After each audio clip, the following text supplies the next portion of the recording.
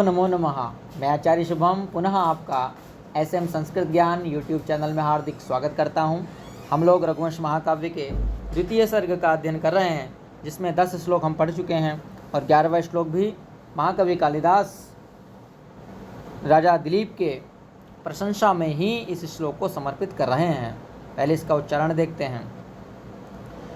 धनुर्भृतोऽप्यस्य दयार्द्रभावम् आख्यातमन्तःकरणैर्विशङ्कैः विलोकयन्त्यो वपुरापुरक्ष्णां प्रकामविस्तारफलं हरिण्यः।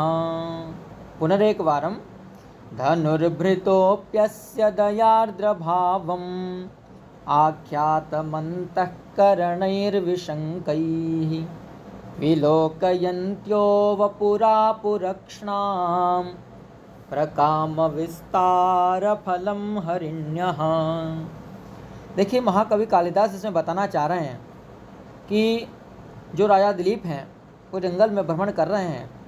राजा दिलीप नंदिनी की सेवा में जंगल में भ्रमण कर रहे हैं। तो जंगल में भ्रमण करते समय उनके हाथ में उन्होंने धनुष को धारण किया हुआ है।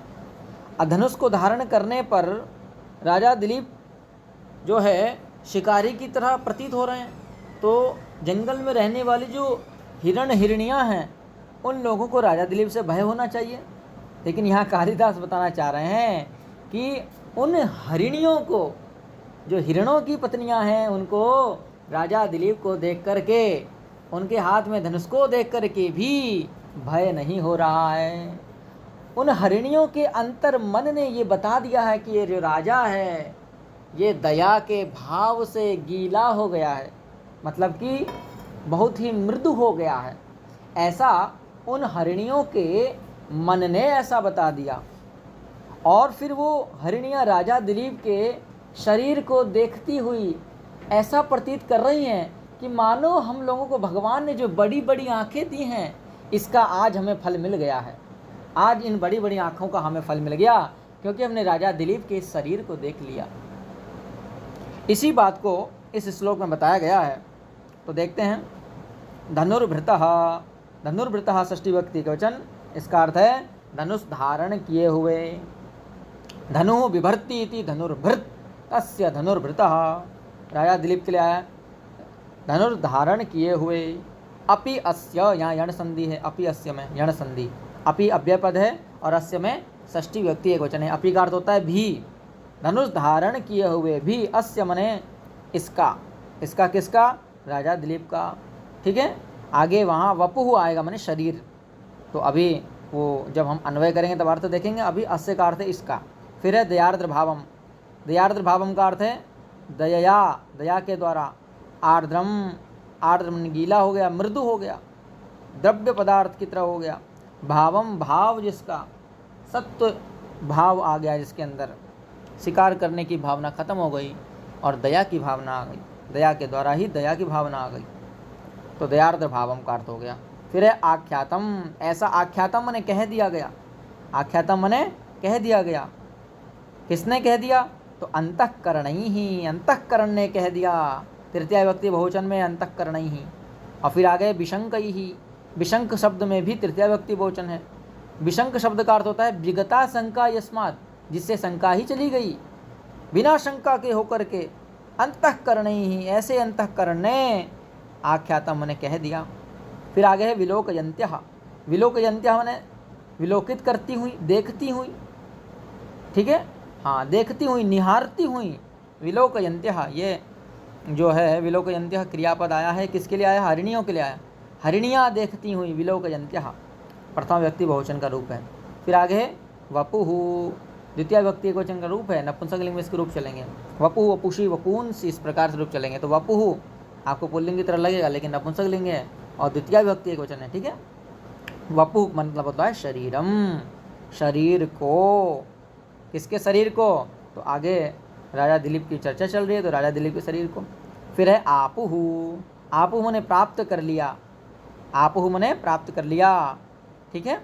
हाँ, प्राप्त करने में प्रोपसर्ग पूर्वक आप धातु है। ठीक है, यहाँ पे भी आप धातु है। तो आपुहु बहुवचन का रूप है, इसलिए आपुहु बन गया। फिर है अक्षणाम, षष्ठी व्यक्ति बहुवचन अक्षणाम, आँखों का, अक्षणाम माने आँखों का। फिर है प्रकाम विस्तार फलम, प्रकाम माने अत्यधिक, विस्तार अत्यधिक विस्तार का जो फलम माने फल है वह फल। तो प्रकाम विस्तार फलम का अर्थ हो गया अत्यधिक विस्तार का फल। फल या फलम है तो फलम में यहाँ पे कर्म में द्वितीय विभक्ति हुई है, फलम माने फल को। हरिण्यः माने हरिणियों ने, हरिण्यः माने हरिणियों ने करता है यहाँ, ठीक है। हाँ, हरिणी हरिण्यो हरिण्यः प्रथमा व्यक्ति बहुवचन। अन्वय देखते हैं, अन्वय हो जाएगा कि जो हरिण्या हैं इन हरिण्यों ने क्या कर लिया, आपुः माने प्राप्त कर लिया। क्या प्राप्त कर लिया, तो कहा प्रकाम विस्तार फलम, प्रकाम विस्तार फलम मतलब अक्षणाम, अक्षणाम माने आँखों का, प्रकाम विस्तार फलम इन्होंने आँखों का अत्यधिक बड़े होने का फल आपुः माने प्राप्त कर लिया। कैसे कर लिया, वपुः विलोकयन्त्यः, राजा दिलीप के वपुः माने शरीर को, विलोकयन्त्यः देखते हुए, राजा दिलीप के शरीर को देखते हुए इन्होंने अपनी आँखों के विस्तार का फल प्राप्त कर लिया। ठीक है। फिर आगे कह रहे हैं धनुर्भृतः अपि अस्य, धनुष धारण किए हुए भी इन राजा दिलीप के वपुः शरीर का, धनुर्धारण किए हुए भी इन राजा दिलीप के शरीर को देखते हुए इन हरिणियों ने अपने आँखों के बहुत बड़ा विशाल होने का फल प्राप्त कर लिया। अब कह रहे हैं कि भाई धनुष धारण किया हुआ है तो राजा दिलीप भयानक दिखने चाहिए, तो ऐसा क्यों हुआ उनको, हरिणियों को उनसे भय क्यों नहीं हुआ। तो कह रहे हैं दयार्द्र भावम आख्यातम अंतःकरणैः विशंकैः, कह रहे हैं कि जो हरिण्यः हैं उनके विशंकैः अंतःकरणैः दयार्द्र भावम आख्यातम, हरिणियों के विशंक अंतःकरण के द्वारा दयार्द्र भावम आख्यातम, हरिणियों का जो विशंक अंतःकरण था उसके द्वारा दयार्द्र भावम आख्यातम मतलब उन अंतःकरण ने बता दिया कि दया के द्वारा राजा दिलीप जो है आर्द्र हो गए हैं, उनका भाव जो है वो आर्द्र हो गया है, द्रव्य पदार्थ की तरह गीला हो गया है, ऐसा आख्यातम मने कह दिया गया। अब इसका जो है हम सीधा सीधा अन्वय करेंगे तो धनुर्भृतः अपि अस्य विशंकैः अंतःकरणैः दयार्द्र भावम आख्यातम, धनुर्भृतः अपि धनुष धारण किए हुए भी अस्य राजा दिलीप के विशंकैः, राजा दिलीप के आगे शरीर को बोलेंगे, अभी बीच में बोल रहे हैं विशंकैः अंतःकरणैः दयार्द्र भावम आख्यातम, ये जो हरिणियाँ हैं इनके विशंक अंतःकरण के द्वारा दयार्द्र भावम, दया के द्वारा आर्द्र हो गया है भाव जिसका, ऐसे राजा दिलीप को आख्यातम मने कह दिया गया। फिर कह रहे हैं अस्य राजा दिलीप के वपुः विलोकयन्त्यः हरिण्यः अक्षणाम प्रकाम विस्तार फलम आपुः, ऐसे राजा दिलीप के वपुः मने शरीर को विलोकयन्त्यः देखती हुई हरिणियाँ अक्षणाम प्रकाम विस्तार फलम अपने आँखों के प्रकाम विस्तार के फल को आपुः मने प्राप्त कर लिया। हरिणियों ने अपने आँखों के अत्यधिक विस्तार होने के फल को प्राप्त कर लिया। इस प्रकार से हमने इसका अन्वय देखा। आशा करता हूँ आप सभी को समझ में आया होगा। यदि आपकी कोई समस्या जिज्ञासा है तो आप कमेंट के माध्यम से प्रश्न पूछ सकते हैं। धन्यवाद, नमस्कार।